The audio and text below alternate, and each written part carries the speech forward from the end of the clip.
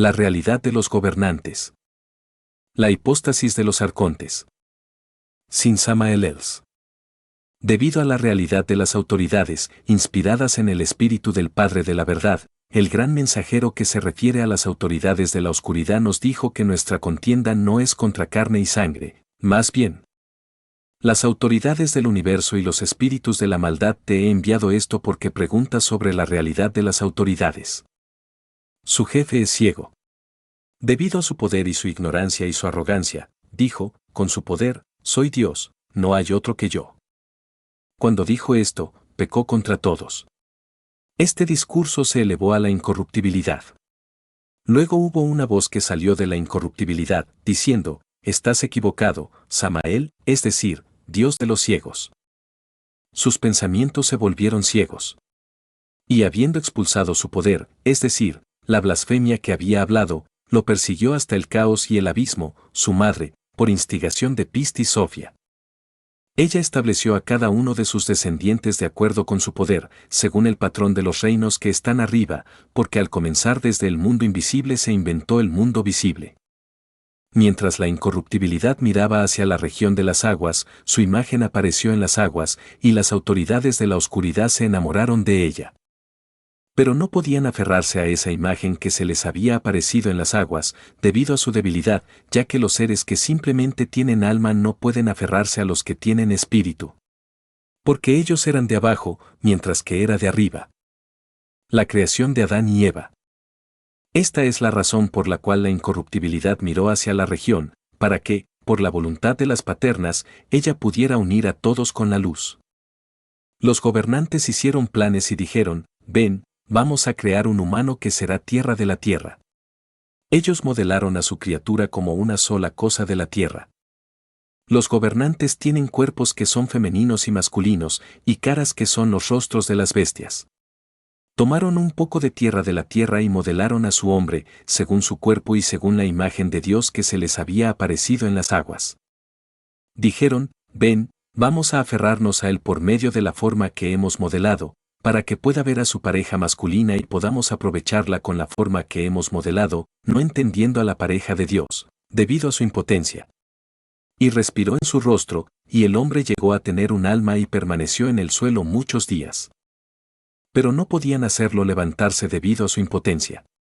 Al igual que los vientos de tormenta persistieron en soplar, para que pudieran tratar de capturar esa imagen que les había aparecido en las aguas.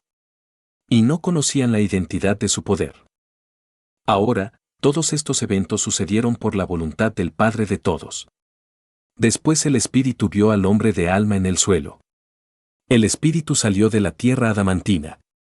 Descendió y vino a morar en él, y ese hombre se convirtió en un alma viviente.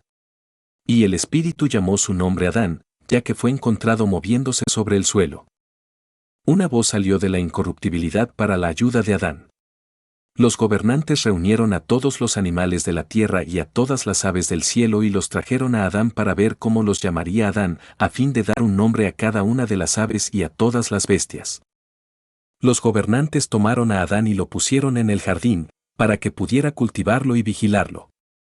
Ellos le mandaron, diciendo, de todo árbol del huerto comerás, pero del árbol del conocimiento del bien y del mal no comerás, ni lo tocarás. Para el día que comas de él seguramente morirás. Le dijeron esto, pero no entendieron lo que dijeron. Más bien, por la voluntad de las paternas, dijeron esto de tal manera que de hecho podría comer, y que Adán podría no considerarlos como lo haría un hombre de naturaleza exclusivamente material. Los gobernantes se aconsejaron unos a otros y dijeron, ven, hagamos que un sueño profundo caiga sobre Adán. Y él durmió. Ahora, el sueño profundo que causaron que cayera sobre él, y él durmió, es ignorancia. Abrieron su lado, que era como una mujer viva. Y edificaron su costado con algo de carne en lugar de ella, y Adán llegó a ser solo con alma. La mujer de espíritu vino a él y habló con él, diciendo, Rise, Adam.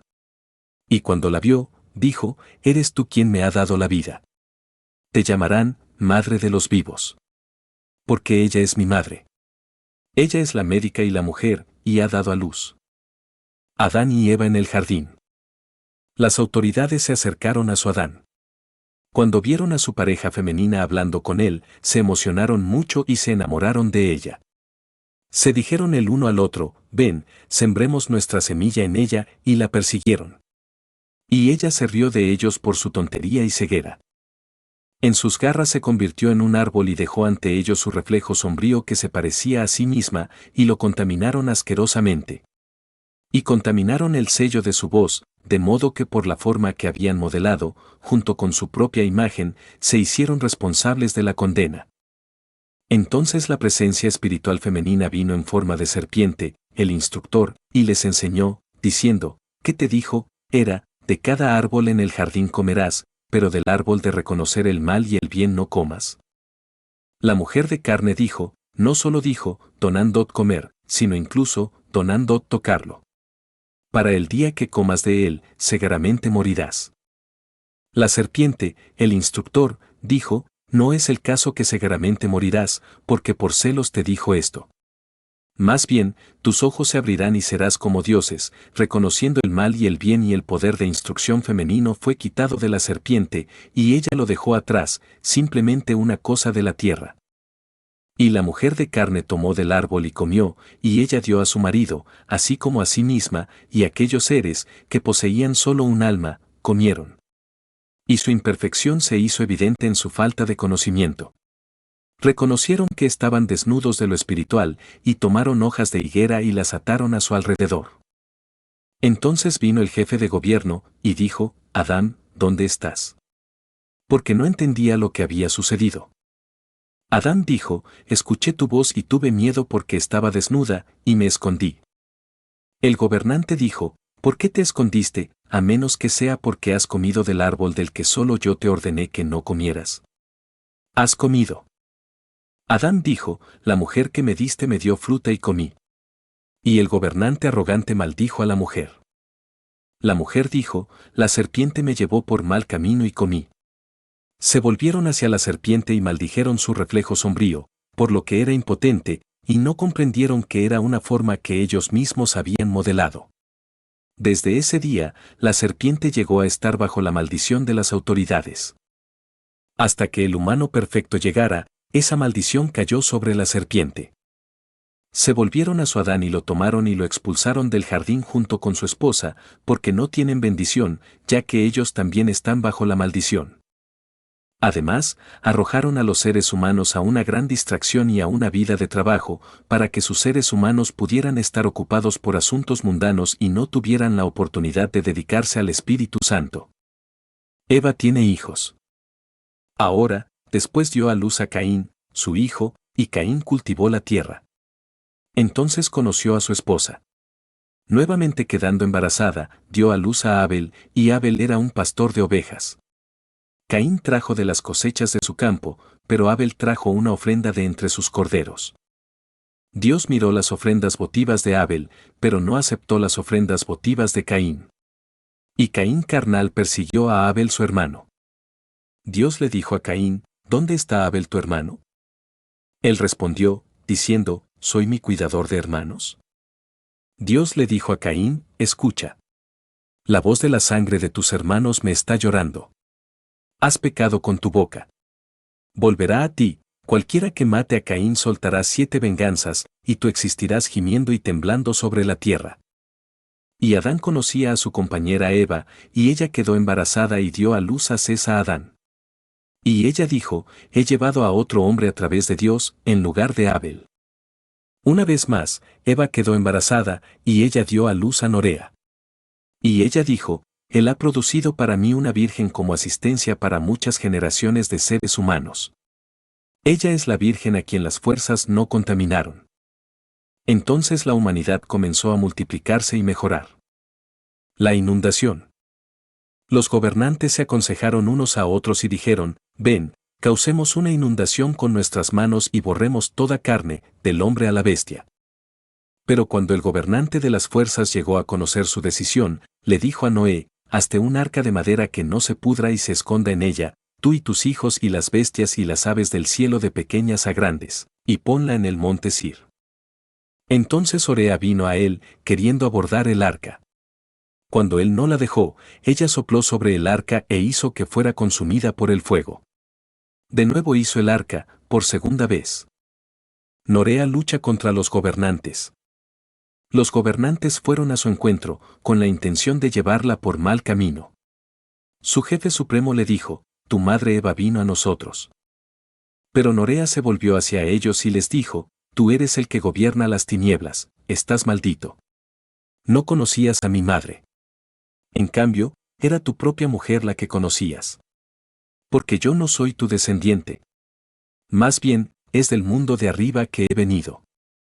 El gobernante arrogante se volvió con todas sus fuerzas, y su semblante era como un fuego ardiente. Él le dijo presuntuosamente, debes servirnos, al igual que tu madre Eve. Pero Norea se volvió con poder y, en voz alta, gritó al Santo, el Dios de todos, rescátame de los gobernantes de la injusticia y sálvame de sus garras, una vez. El gran ángel bajó de los cielos y le dijo, ¿por qué estás clamando a Dios? ¿Por qué actúas tan audazmente hacia el Espíritu Santo? Norea dijo, ¿quién eres? Los gobernantes de la injusticia se habían retirado de ella. Él dijo, soy el Elet, sagacidad, el gran ángel que está en presencia del Espíritu Santo. He sido enviado para hablar contigo y salvarte de las garras de los sin ley. Y te enseñaré sobre tu raíz. La revelación del Eleto. Ahora, en cuanto a ese ángel, no puedo hablar de su poder. Su apariencia es como el oro fino y su vestimenta es como la nieve. No, en verdad, mi boca no puede soportar hablar de su poder y la apariencia de su rostro. El Elet, el gran ángel, me habló. Soy yo, dijo, quien lo entiendo. Soy una de las 4 luminarias que están en presencia del gran espíritu invisible. ¿Crees que estos gobernantes tienen algún poder sobre ti? Ninguno de ellos puede prevalecer contra la raíz de la verdad, porque por su cuenta ha aparecido en las edades finales, y estas autoridades serán restringidas.